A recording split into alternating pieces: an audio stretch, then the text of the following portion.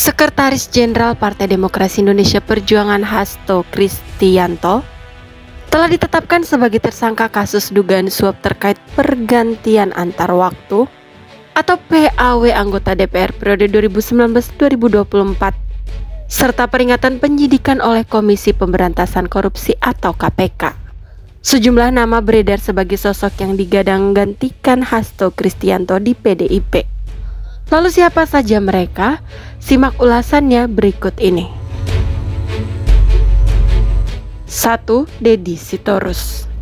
Kandidat pertama ialah Deddy Sitorus MA yang lahir pada tanggal 17 November 1970 dan saat ini beliau menjabat sebagai anggota DPR RI dari daerah pemilihan Kalimantan Utara.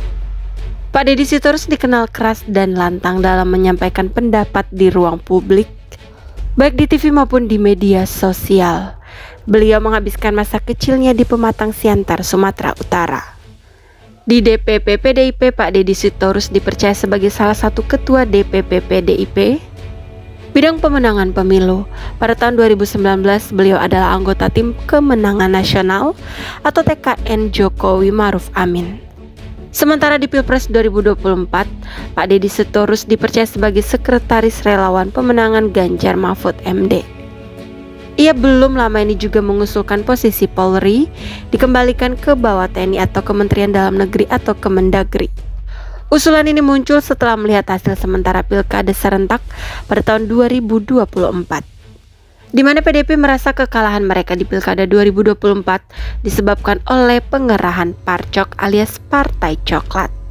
Pernyataan Pak Deddy Sitorus memantik beragam tanggapan dari elemen masyarakat baik yang pro dan kontra. 2. Utut Adianto.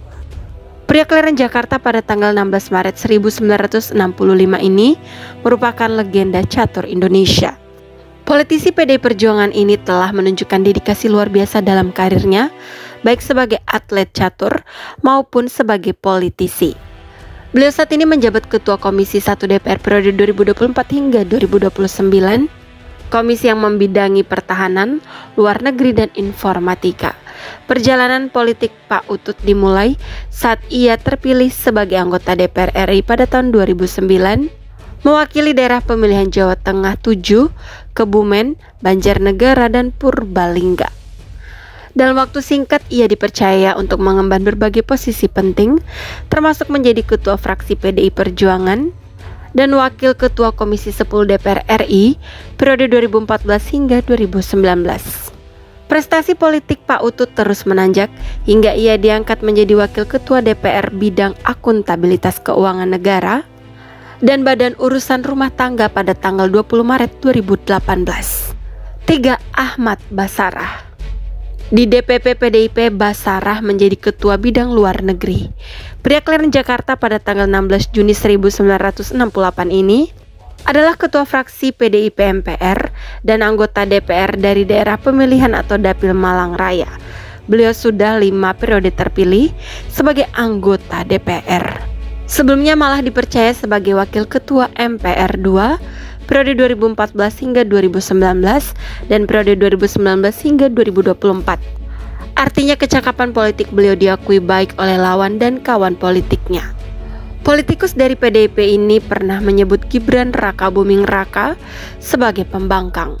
Hal ini terjadi setahun menjelang Pilpres 2024 atau sekira medio 2023. Pak Basarah mengatakan Pak Gibran membangkang lantaran tak tegak lurus dengan keputusan Ketua Umum atau Ketum PDIP Megawati Soekarno Putri.